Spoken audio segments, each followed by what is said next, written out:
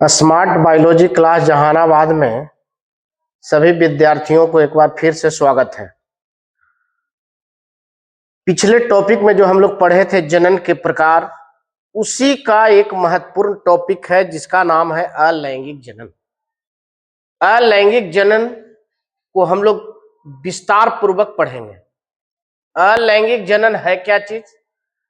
कहता है कि जनन की वह विधि, समझिएगा बढ़िया से, जनन की वह विधि जिसमें नर या मादा, यानी दोनों नहीं, नर या मादा से नए जीवों की उत्पत्ति होती है। इसी प्रक्रिया को क्या कहेंगे?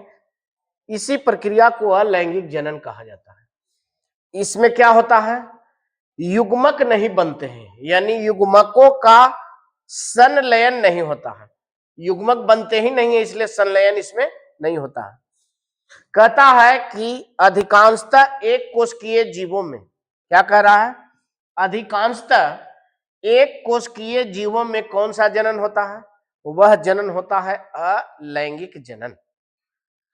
अब कहता है आगे कि अलैंगिक जनन की विधि कितने तरह से होती है, यानी कितने तरह के प्रकार होते हैं, इनके विस्तार पूर्वक जानेंगे हम लोग। तो अलैंगिक जनन में कहता है कि अलैंगिक जनन की क्रिया 6 प्रकार से होती है।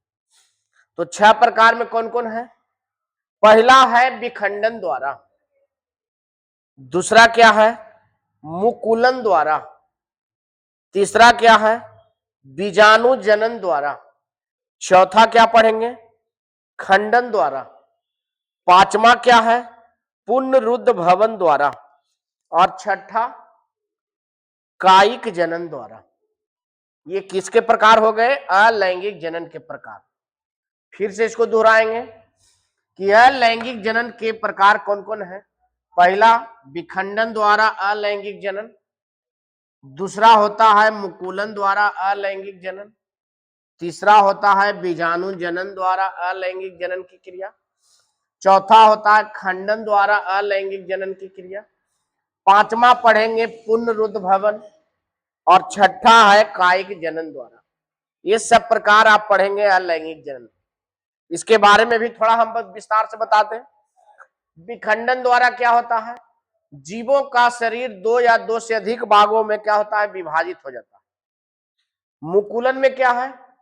मदर सेल के ऊपर एक कोशिका का उभार प्रकट होता है, उसको क्या कहते हैं? बड या मुकुल। और अलग जब हो जाता है परिपक्व होने के बाद, उसी क्रिया को कहते हैं मुकुलन, या उसी को कहा जाता है बडिंग। तीसरे नंबर पर है बीजाणु जनन। बीजाणु एक पतले झिल्ली वाली सेल होती है, कोशिका होती है, जिसके निर्माण होने की क्रिया का नाम हो गया बीजाणु जनन।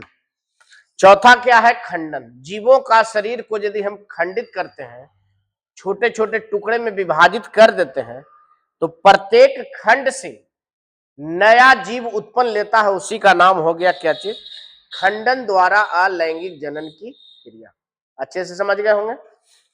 पांचवा है क्या चीज? पुनरुद्ध भवन।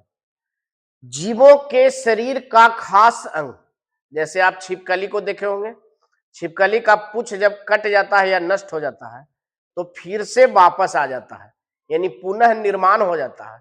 उसी क्रिया का नाम क्या है? पुनरुद्ध भवन। किसके अंतर्गत आता है?